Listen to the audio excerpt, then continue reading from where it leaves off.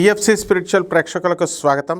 ఈ వారం రాశిఫలాలు పరిశీలిద్దాం. ఓం ధ్యాయేత్ పద్మాసనస్థాం వికసితవదనాం పద్మపత్రాయితాక్షీం హేమాభాం పీతవస్త్రాం కరకలితల సద్ధేమ పద్మాం వరాం గీం సర్వాలంకారయుక్తాం సకలముభయదాం భక్తనమ్రాం భవానీం శ్రీ విద్యాం శాంతమూర్తిం సకలసురణుతాం సర్వసంపత్ప్రదాత్రీం. ఓం శ్రీ పెజవాడ కనకదుర్గాదేవ్యై నమః. శ్రీ దుర్గామల్లీశ్వరాభ్యాం నమః. ఈ వారం మనకి ఏ గ్రహాలు ఎక్కడున్నాయో చూద్దాం ఒకసారి. ముందుగా రాహువు కుంభరాశిలో, కేతువు సింహరాశిలో, గురు శుక్రులు వీళ్ళిద్దరూ కూడా మనకి కర్కాటక రాశిలో ఉన్నాడు. మరి 15వ తేదీ దాటాడు కాబట్టి జూన్ 15 తర్వాత రవి మిథున రాశిలో ఉండడం జరిగింది. బుధుడు మరి మిథున రాశిలో, ఆ తర్వాత కుజుడు కూడా మిథున రాశి సంచారం చేస్తున్నారు. శని మీనరాశిలో.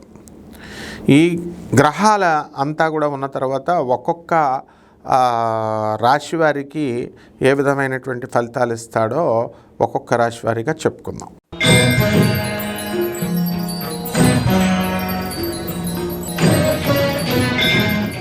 కుంభరాశి. ఈ కుంభరాశి వారికి అందరికీ కూడా ఏలినాటి శని జరుగుతోంది. దీనివల్ల అనేకమైనటువంటి సమస్యలతో మీరందరూ కూడా బాధపడడం జరుగుతుంది.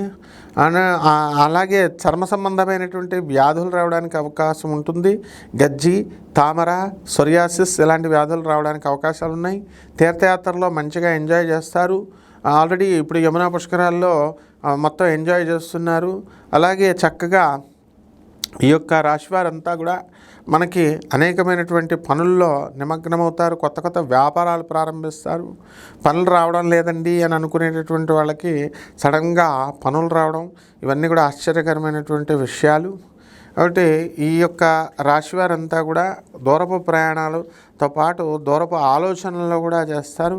చిట్టిపాటల వ్యాపారాల్లో నష్టపోయినటువంటి వాళ్ళందరికీ కూడా డబ్బు ఏదో రకంగా వచ్చి అవన్నీ కూడా మళ్ళీ భర్తీ అయిపోవడానికి అవకాశాలు ఉంటాయి.